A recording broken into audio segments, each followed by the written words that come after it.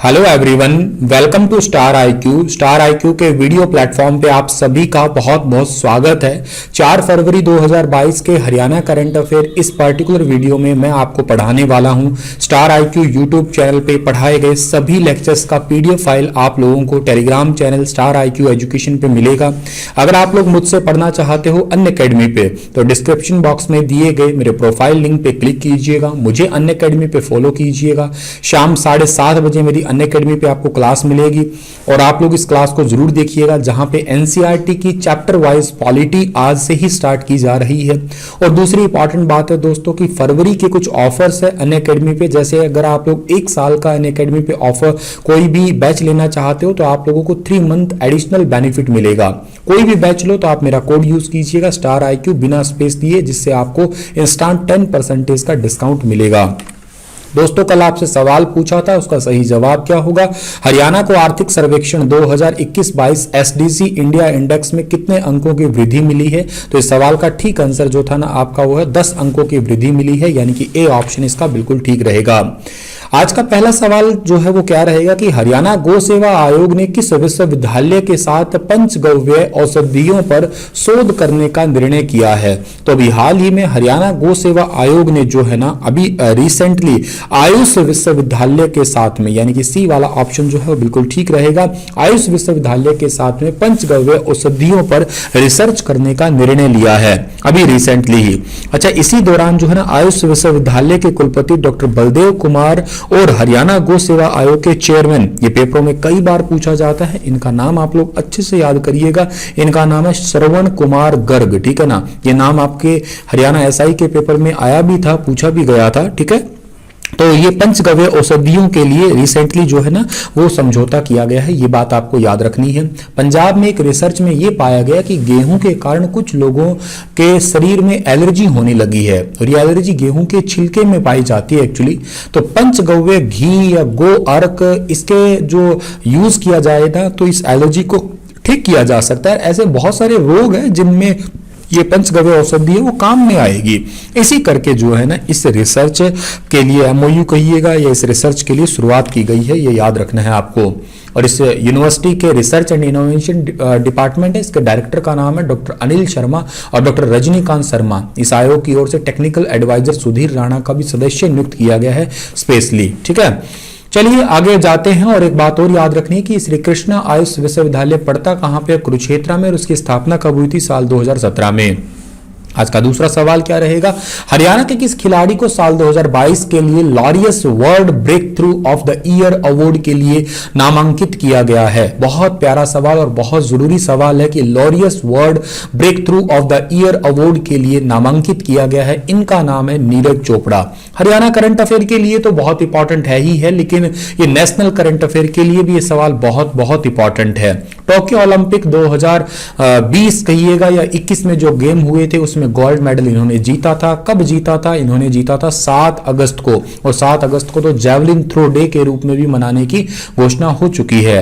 हालांकि नीरज चोपड़ा के अलावा 5 अन्य लोगों को भी इसमें जगह मिली है, लेकिन हमें जो जरूर याद रखना है वो Laureus world breakthrough of the year award के लिए नामांकित किया गया है नीरज चोपड़ा, जो कि हरियाणा के पानीपत के रहने वाले हैं। आप लोगों को ये 5 नाम भी याद करने हैं। नीरज चोपड़ा जो कि एथलीट है इंडिया से, एक डैनियल है जो कि टेनिस प्लेयर है रशिया से, एक जो है ना पैड्री है फुटबॉल प्लेयर है स्पेन से है, एक इमा है जो कि टेनिस प्लेयर है फ्रॉम यूके, एक जो है ना यूली मर है, ये एथलीट है कहाँ के? यूजेनिया के, ठीक है ना। और उसके अलावा जो है ना और कौन है? इसके अलावा और याद रखने हैं आपको यारिनी है जो कि स्विमिंग प्लेयर से है, स्विमिंग प्लेयर है और ऑस्ट्रेलिया से संबंधित है ये आपके, ठीक है ना। तो आपका वेनेजुएला, ठीक है ना, ये वेनेजुएला की, सॉरी, ठीक है ना, वेनेजुएला यूलिमर जो है वेनेजुएला की है, एथलीट है ये, ठीक है। आगे बढ़े हम लोग। अगला सवाल है कि हाल ही में हरियाणा की किस यूनिवर्सिटी ने रीसर्कुलिंग एका कल्चर सिस्टम की आधारशिला रखी है?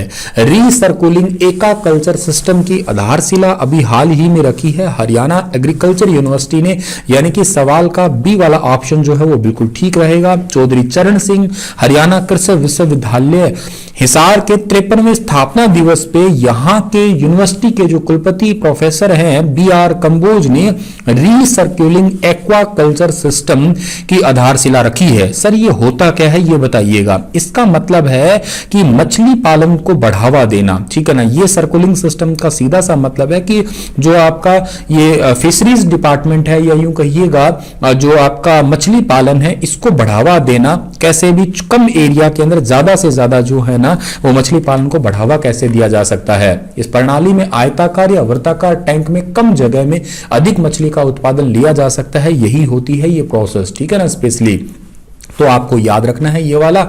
एचएयू की स्थापना हुई कब? 2 फरवरी 1970 को और इसके वीसी का नाम क्या है? Doctor B R. कंबोज है। हरियाणा में पिछले साल सरचार्ज माफी योजना के तहत किसानों के बिजली बिलों का कितने रुपए का ब्याज जो है ना वो माफ कर दिया गया है? तो हरियाणा के अंदर 25 करोड़ रुपए का बिजली बिलों का जो है ना वो माफ कर दिया गया है सरचार्ज माफी योजना के तहत, यानी कि बी वाला ऑप्शन इस सवाल का बिल्कुल ठीक रहेगा।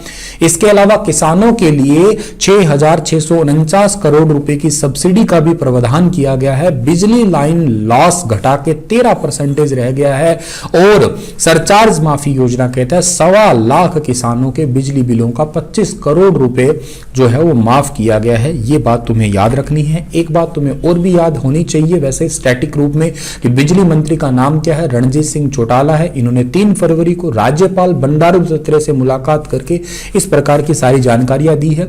वैसे हरियाणा के अंदर आप लोगों को ये बहुत अच्छे से पता है कि स्मार्ट मीटर लग रहे हैं जिसे बिजली चोरी रुक जाएगी और प्रीपेड टाइप के मीटर है, जितना आप यूज करोगे मतलब जितना आपके उसमें स्मार्ट मीटर में पैसा है उतनी आप बिजली यूज कर पाओगे। एक्चुअली जैसे मोबाइल फोन के अंदर रिचार्ज वाला सिस्टम हो गया एक प्रकार से, ठीक है। 10 लाख स्मार्ट मीटर हरियाणा में ऑलरेडी लगाए जा रहे हैं।